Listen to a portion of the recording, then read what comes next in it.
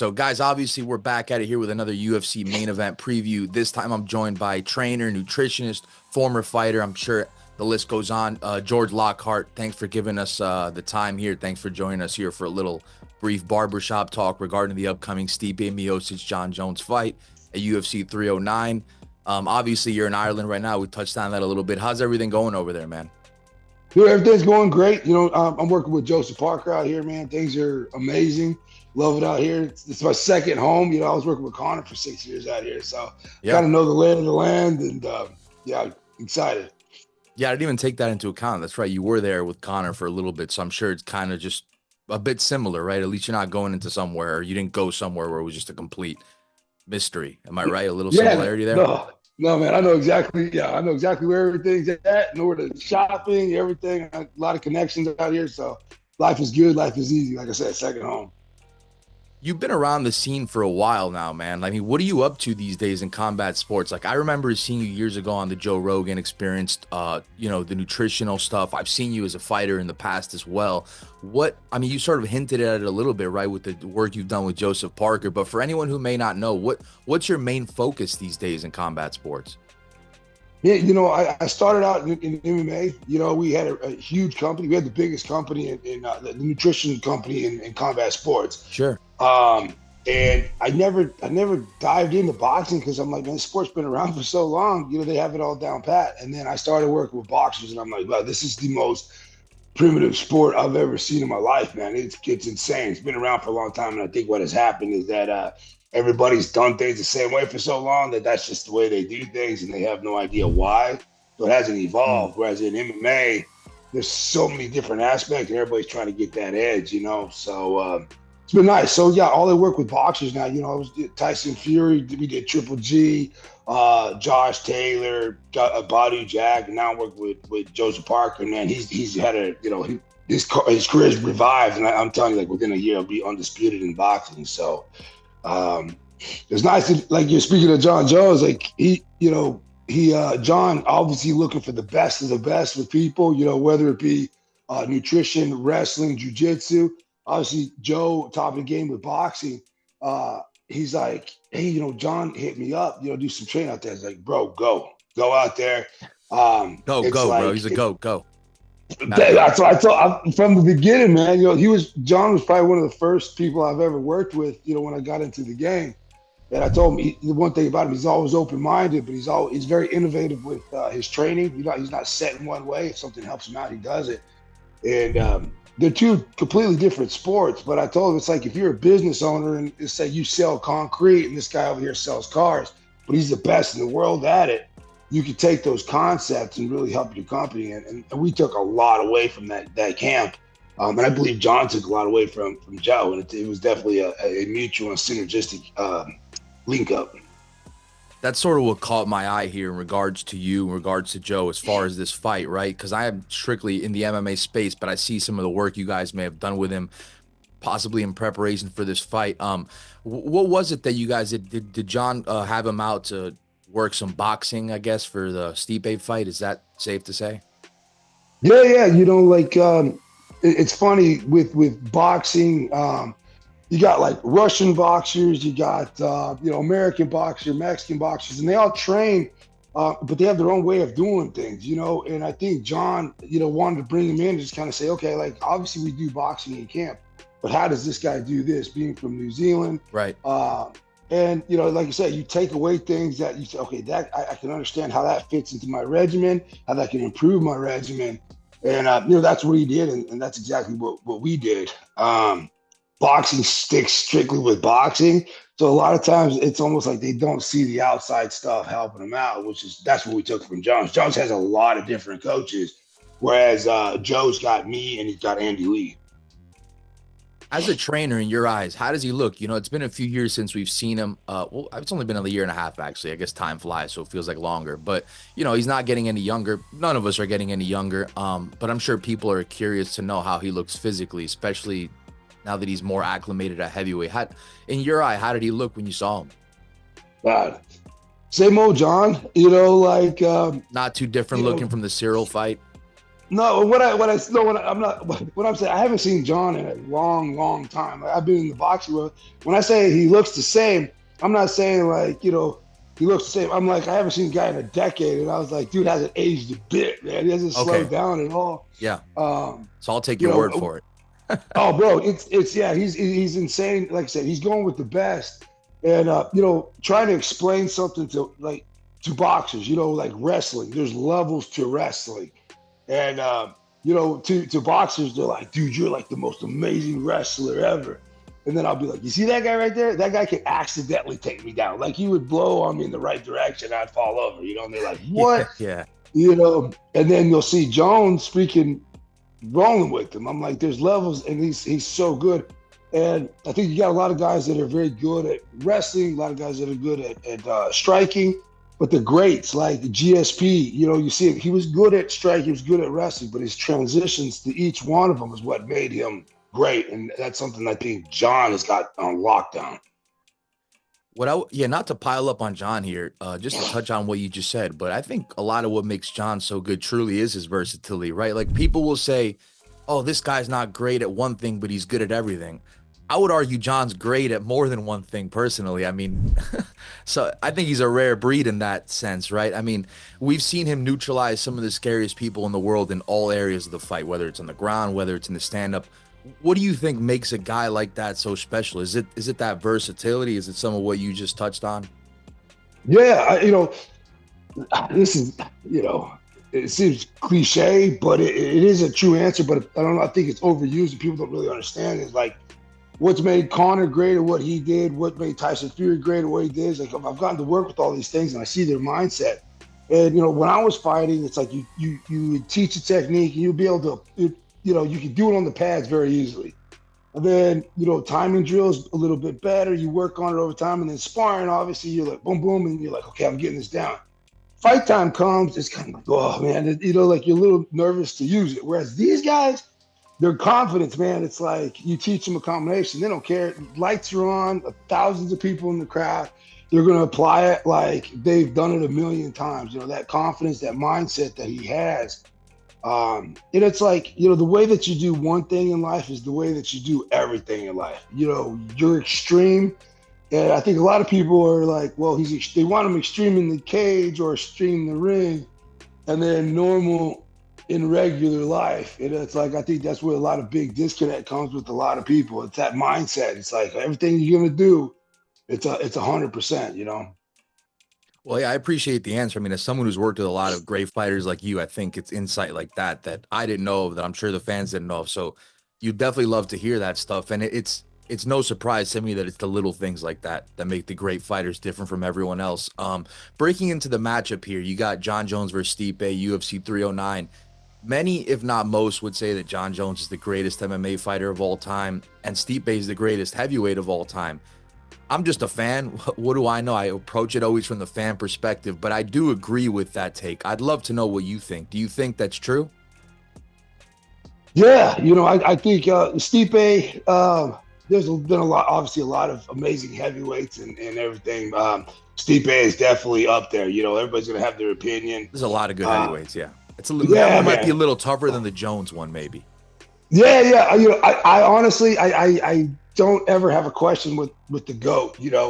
Jon Jones, he won the world championship, the world title at 22, right? Yeah. And he's 37 and he still hasn't lost. You know what I mean? I'm like, blows my mind. Can you say that about anybody else? And there's always going to be the next fight. And the next fight is like, oh, he's nobody if you're going to take this fight. I'm like, the dude has been doing this, a decade and a half, and he still hasn't lost. I think the longest reigning heavyweight champion of all time was 15, 16 years. But they weren't undefeated, and I know he's got that one blemish on his record, but I think everybody knows that wasn't a loss. Sure. So I mean, the rule just got lifted, didn't it? Yeah, I know it sucks. They should have just eliminated that loss right once that rule got uplifted or unbanned, whatever. They should have just taken the loss away right there, but whatever. It would be nice. It would be nice. But yeah, for the GOAT, the way I see this fight going is it's I always tell people, they ask the question like, how can we beat this guy? When I work with somebody, I don't ask that question, because if you've never actually fought him, on TV, it's one thing versus knowing their timing, so on and so forth. You know what I mean? Like watching Usyk fight in the boxing world, and you see him go against Tyson. Usyk's 220, Tyson's 271, and you're like, man, these doesn't look like he's hitting hard. You can't tell the punch of somebody. Watching Conor hit the freaking the power bag at the UFC center, you see this jab, but then you see the numbers when he actually hits that. You're like, holy crap! It looks like it's a jab. So I say you can't answer like how we're going to beat this guy, but what you can answer is how could this guy beat me? And we work backwards. Is it like, okay, is my conditioning that lacking, power, explosivity, movement, aerobic capacity, so on and so forth? Then we mark those, we check those off the list as we go through fight camp. And at the end, your confidence doesn't come in like how you're going to beat the guy, but you're sitting there like, how can this guy beat me? And I look at Jon Jones that way. I don't know how he can beat Stipe. You know what I mean? There are some things that, but I think in aspects like his boxing better, his striking better, I do believe so. His MMA wrestling, I believe, is better than Stipe's. You know what I'm saying? Transitions are better than Stipe's. And I think that Father Time, obviously Jones isn't a young buck, but as you hit the 40 stage, you definitely, you have a decline. Not taking anything away from Stipe. The guy, I love him. Like, I'm a good old boy. You know what I mean? That guy is blue collar. Like, I love him. And it's going to be, I'm always rooting for Jones. I've been a longtime friend, but, it's a tough one to watch. But I do believe Jones has got him beat on all aspects. I don't see how he's going to possibly, Stipe will possibly beat Jones. I mean, yeah, it's hard for me to disagree with anything you just said. And I'm curious, right? You bring up Stipe and his age. As someone who understands fighters' bodies, the composition, everything that goes into that, Jon and Stipe, well, Stipe particularly, right? He's not fought since 2021. I mean, that's got to have some sort of effect, right? I've seen Jon come back after 4 years and dominate, so I think he'll be okay after a year. But Stipe, how do you think a guy like that manages all this time off after, at this stage in age? Really, it's tough. Yeah, no, that is the real question. I think 99% of fighters, if they don't have a fight, they do, training. A lot of them don't do periodization. Like with Joe, he used to, fight, and then it was kind of like, then you jog a little bit, maybe go do some boxing and stuff like that. And Sure. is it necessarily ring rust, or is it that, like you just haven't been training and building? We've taken a year off, and it's like a building process. I think, if Stipe was doing that for the last 4 years, we'd see a completely different fighter because he's building on strength, muscle, like so on and so forth. Looking at him, I don't think that has been the case. So I do think that ring rust will play a big part in that. And like I said, the older you get, as a younger person, there's some things like everybody thinks that fighting's all about heart and it's all about toughness, and at the end of the day, it's not genetics. Your body's actual capabilities. They play a huge part, and that's something that you actually have to take a look at, in terms of stylistic and fighting. Like as a 41-year-old, you're like, okay, I got to pick my shots. I got to make sure that, if you shoot in, you better damn well get that bad boy. Whereas when you're 21, 22, it's like, we're going to shoot, and, wear this guy down. That's not going to be the case this time. Yeah, absolutely. And it's interesting what you say about the time off, right? Because usually when someone takes time off, fighters, you're saying it's usually for a reason. So that doesn't necessarily mean that they're out there training all day, right? Like if they miss time, it's probably because they can't train anymore, right? It's because of an injury, life, whatever the case. So yeah, I doubt Stipe has just been like on the 4-year grind where he's been getting better every day. I'm sure there's been some times where he's taken off, whatever. And I'm sure on the subject of Stipe, it's interesting. I'm sure you've heard the narrative, right? He's too old. He hasn't fought in a while. Aspinall should clearly be next. That's what the fans are saying, right? And so on. Do you think the fans are justified in feeling a little bit underwhelmed with the matchup? Because when you look at it, it's GOAT versus GOAT. We're like 10 days out, and there's not much buzz. I told someone at work about this, and they were like, who's fighting? Like, they didn't even know, So it's kind of like, it feels like when you got guys at this level, there should be so much more anticipation, but there's not. And it feels like the reason why is because maybe it's not the fight people want. So just to circle back, do you think fans are justified in feeling a little underwhelmed with the matchup? And it's not even on Jon's end, more so on Stipe's end, right? Because of the aspect. Yeah, man. Fans are fans, and it's like they dictate how good somebody is by their last fight. And the crazy thing is that Sure. even if you dominate, if enough time goes by, that kind of fades away, and then you see this new guy get a knockout, and it's like, Yeah, yeah. oh, Big I recency want to see, bias in this sport, big time. yeah, it's like, oh, now I want to see that one, and it's like, well, that's great, you just saw us fight. So in your world, it's like, okay, you versus you. They Yep. don't understand the training, the specificity that goes on against you fighting this specific, fighter. It's not like we're like, okay, well, I got that guy, and then, oh yeah, we'll just go ahead and pick whoever the heck you want. And I think they're both like Stipe, the time, I don't think he wanted to fight anybody else. This is his opportunity. He beats Jon Jones. He goes down as one of the greatest, if not, the great. And Yeah. Jones is like, okay, like you said, this guy's the greatest heavyweight of all time. I beat him.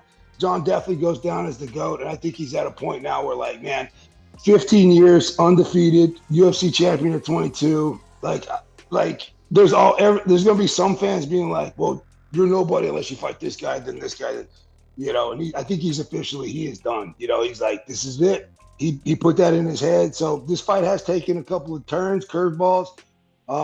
As a true lover of the sport, I'm excited to see this fight. Aspinall, I love him to death. I think he's an amazing fighter. I think his time is coming. But to be the great, a lot of people are trying to take that quick shot. Like, they want Jones is built over time, becoming the great. So the quick route is to beat the guy that did that road. You know what I mean? Sure. I think Aspinall's got to kind of create his own path, which I think he has the ability to do. But I don't think it's through Jon Jones. I think it's through his own way. And I think, like I said, he can do it. Boxing obviously is a big thing for you now, something you dedicate a lot of time to. So I kind of want to key in on this specifically. When you look at Jon Jones' striking overall, what do you think makes him so dangerous? And feel free to include the kicks and all that, because obviously those kicks are like somewhat of his jab, right? That's his way of sort of keeping that distance. But what do you think about his striking overall as someone who's, really locked into boxing right now? He's a kinetic learner. And I think the greats are very kinetic learners. Like, they see something or they think of something and they're able to apply it there, fast and in a hurry. Like, if I'm fighting somebody, the way when I was fighting, I had to practice a combination over and over and over again, right? Sure. And even if I saw, like, dude, this combination would work perfectly against this guy while I'm fighting him, there's no way in God's green earth I would have been like, well, let's give it a shot and do it one time and do it. Yeah. Whereas I think, you see Anderson Silva, the stuff he pulled out, I guarantee you he wasn't practicing that stuff in camp. He was just like, I see an opening and I think, okay, I'm going to try it. And then he would just whip it out. I think Jones has that capability. I don't think he goes out there just to fight. I think once he starts throwing combos and everything, he's watching his range. He's looking for openings. We saw that very well with the Dan McCormier fight. You know what I mean? It was very methodical, timed out perfectly. But yeah, no, I think that's one of the many, many things that makes him great. Now, I'm more interested in getting your take on Stipe's effectiveness as a striker, as a boxer, because he does seem to have that more traditional boxing style, right? Like, he doesn't throw many kicks. Again, very traditional sort of boxing stand-up style. What do you think makes Stipe so dangerous? If it's such a standard style, so it looks so simple, I'm sure it's not simple, right? But what do you think it is about that style that's helped him out, made him so dangerous enough to be able to knock out so many great heavyweights? Yeah, this is going to be kind of a crazy analogy, but like, Tom Brady, if you don't think Tom Brady's the greatest, whether you like the Patriots, Tampa Bay, or whatever. No, definitely not. Those people that say he's the greatest football player ever, I'm like, bro, Deion Sanders, Lawrence Taylor. Well, see, like, he's the greatest quarterback ever, but he's not. I don't think he's the greatest football player. Yeah, that's what I mean. Greatest quarterback ever, right? Yep. And I'm with you. If you watch him, the man never does anything spectacular. You know what I mean? Like crazy, but he does the basics perfectly over and over and over again. Lobbing, he does like three step back throws. Like, everything is basic but perfection. He's got the fundamentals down packed. Yeah, and I think that's Stipe. You know what I mean? Like, 1-2 shots, time the shot. If it's executed perfectly, that is why it is a fundamental. That's why it is something, and it's just doing it over and over again perfectly. And I think that's one thing that he does. He's not going to have like the Jon Jones spinning. These guys. What was it, that double back fist the other night? Oh yeah, I don't. Sweet. He's never going to do that. I mean, dude. famous Yeah, I last think I'd be words. shocked if I saw Stipe land like a back spinning double back fist like that. I'd be like, what the hell? Oh, bro, yeah, I'd be like, okay, you got me. I was way wrong on that one, Yeah. but I do see him going in there, and from the first round to the fifth round, doing the same thing at the same level, same consistency, and same perfection. I think that's what's made him so good, and being able to do that with people. And I know you brought up, what you think is going to happen on the ground. I'd love to get your further thoughts on it, right? We've seen Stipe use effective wrestling, stuff Daniel Cormier's takedowns many times in their trilogy. I mean, that's definitely not easy, right? We also know that Jon is a bad man anywhere the fight goes. We also talked about that a little bit. You were an MMA fighter before all this other stuff, right? So through the lens of an MMA fighter, I mean, who do you see as a superior grappler in this fight? I mean, I think it's easy to say Jon, but Stipe doesn't make it easy, does he? No, he's you got jujitsu guys. I know he's been Jones has been training with Gordon. You know what I mean? Sure. Like you said, he's got a great more team, man. He's does so good at bringing different people, different perspectives, styles around him. It's unbelievable. Yeah, it's like it's two different styles of jujitsu and groundwork. So when I was fighting, my ground coach was Rowan Canero, Jucao. He trains a lot of guys at ATT, and he was like a purist when it came to jujitsu. A wrestling coach was Raymond Jordan, who was Jordan Burroughs' wrestling partner, the Olympic gold medalist, and it was completely different styles. It was like jujitsu, like I would say, you got the guy that you don't see it coming, and then you got the guy that you know is coming, but you just can't stop it. You know what I mean? Sure. And Raymond, when he got me on the ground, it's like there wasn't a whole lot of. It was very athletic, but it was like pressure. It's like I can't move, I can't get to this specific spot. And I think that's the way Stipe is. I think he applies a lot of pressure. He knows where to put the pressure. There's not going to be a ton of movement and a ton of like high level. When I say high level jiu-jitsu, it is going to be high level jiu-jitsu, but it's not going to be as technical in terms of, movements and escapes. It's going to be a lot more pressure, third point pressure, knowing where to put it and everything. Absolutely. And I do appreciate the time, man. Just to wrap up here, do you have any final predictions for the fight? How do you see it going? Doesn't have to be anything specific, but where are you leaning? Honestly, I do think that this. I think Jones is gonna take it early. I really do. Interesting. That has nothing to. That has nothing to say like, oh, I don't think Stipe is that good. I have a feeling some people, it's like they train to the level of what you're fighting at, and if you're fighting for your final legacy fight, Jones has this ability to rise to the occasion, rise to the spotlight. I think some fights where people were kind of like lackluster, and they're like, wow, he didn't do very well, because he didn't have a whole lot to shoot for. And every time he has one, he freaking smokes it. So I do think that this would be done in 3 rounds. Interesting. Very interesting. One more question for you. You seem like a busy man. What's coming up for you on the agenda in the combat sports space, man? Anything you're excited about coming up? Yeah. So, since working with Joseph Parker, they were saying he should retire. He was done. And then he went back and, he's beaten Deontay Wilder, beat Jelly Zhang. We have about 2 more fights until he's undisputed. Bro, it's a big one. So I believe I go home for a month. I'll be working with Brantley Gilbert for a month, and then we fly back to Ireland for 7 weeks, then Saudi for 3 weeks. And then, you should see me in Saudi, I'd say, by the end of this year, looking for one of the biggest heavyweight fights in history. So wish me luck. Hopefully it all turns out for the both of us. Yeah, that'll be exciting. I'm really excited to, see how that plays out, and I do wish you the best of luck with that. Guys, that's going to conclude our time here. Be sure to check out Jon Jones versus Stipe Miocic at UFC 309. George, thanks a lot for the time, man. I appreciate it. Oh, bro, man, thanks for having me on, my man. And hopefully everything turns out this upcoming year. Yeah, absolutely. I hope everything turns out great for you, man. Take it easy.